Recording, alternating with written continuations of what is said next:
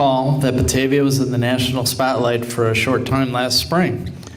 Batavia Public Schools administered a survey to high school students asking questions about drug and alcohol use and the level of depression.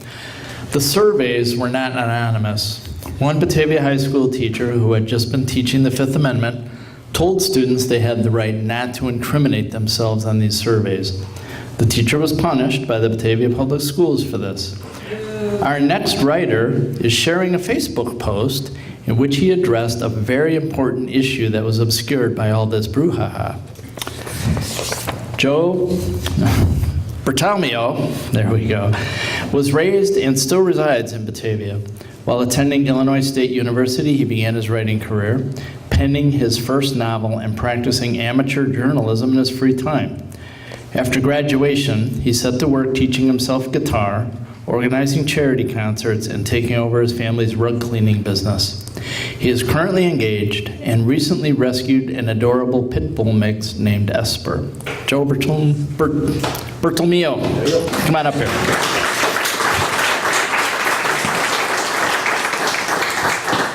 Thank you very much. As Kevin mentioned, I'm reading this from Facebook, so I'm reading this from my phone. The photographer might think I'm just having an intense conversation with my telephone up here. A public letter to the current, incoming, and outgoing students of Batavia High School. Hey friends, the recent debacle between the school board, your teachers, and every news outlet in the nation needs to be addressed. Specifically, attention has to be drawn to the one major point missing in all the accusations and hearsay. Despite the conflict, there truly was an effort on both sides to look out for your best interests. Now, you've probably learned that if your teachers can get punished if they speak too freely about some things. And you learned that your school board can nearly be crucified by the public for making a mistake. What you might not have learned is how much both the teachers and the school board care about your well-being. Unfortunately, it seems they either can't reach out to you or they don't know how. I'm just a citizen.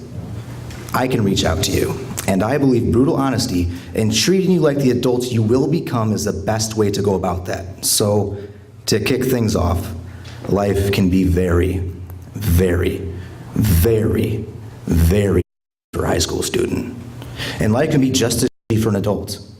The difference is that by the time you're my age, you've been through enough terrible crap to have learned how to cope.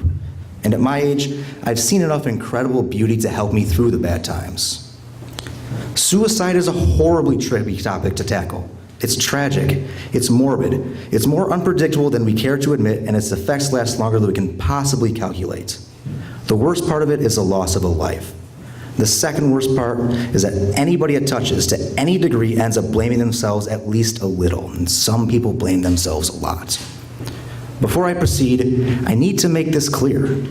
I'm not a professional. I'm simply a guy who has lost 2 friends to suicide, and I would give nearly anything to keep the same from happening to any of you. You may be happy, you may be depressed, you might be somewhere in between. And while the pain from suicide will linger and sting forever, you have no idea how beautiful tomorrow can be. Let me tell you how I coped with or struggled to cope with my losses. When I was 16, I lost my first friend to suicide. No amount of questioning gave me the answers. No amount of anger, tears, or denial could tell me the one thing that I needed to know. Why? My first move was to do what I usually do when things go terribly wrong. I made it my mission to help others through their grief. I poured my heart and soul into reaching out to the people I knew were hurting. I tried to provide comfort and answers when all I was doing was denying my own truth. I had no answers, and I was in need of comfort. By the time the dust had settled, I was still horribly depressed. I found myself locked in my room daily, sobbing uncontrollably and doing whatever it took to hide my grief. I was ashamed. I was supposed to be the strong one, and all I felt was guilt and anger. I began blaming other people for failing to reach out to me the same way I'd done for them. I was doing everything in my power to deny the one simple truth that made everything seem so futile. Sometimes, no matter what, terrible shit happens. It can't be stopped. It can't be rationalized. It just happens. At 16, that truth seemed too overbearing to deal with. I lost friends. I worried my family. And by the time I graduated Batavia High School, I had dug myself into such a desperate pit of isolation that I couldn't even tell anybody why I was upset. At the time, I hadn't even fully realized why. When I got to college, I had a wonderful chance to reinvent myself, but I was still too stubborn and too unhappy to do anything about it. So every day was just a fake smile, hidden pain, and sleepless nights that inevitably led to the next sad, sad day. When I was 20, my neighbor shot himself. I heard my news on the way to class. And right there in the middle of campus, I dropped down to my knees and I cried. I have no idea how long I was there. I do recall that nobody who walked by offered any help.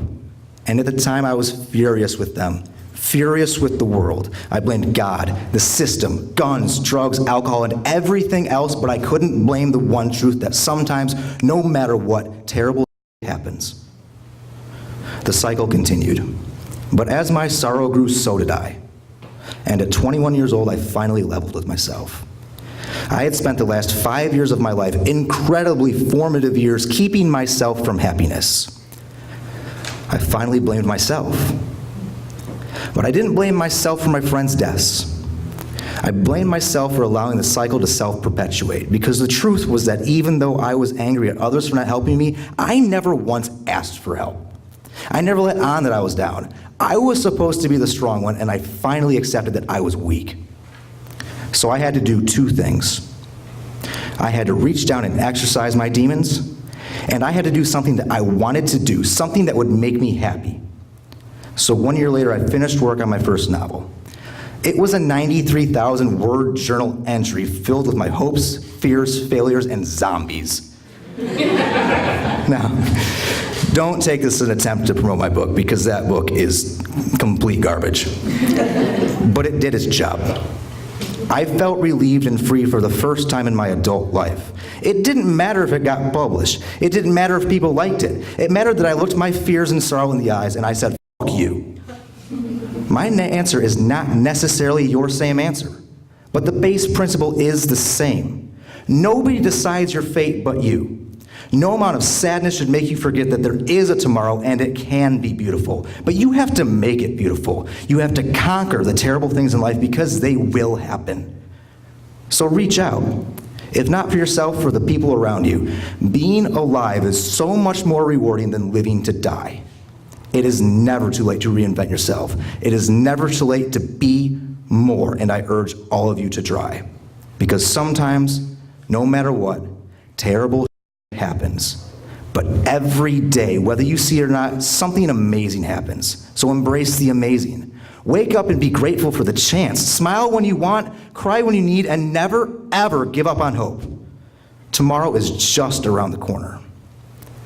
As sincere as I can be, Joe.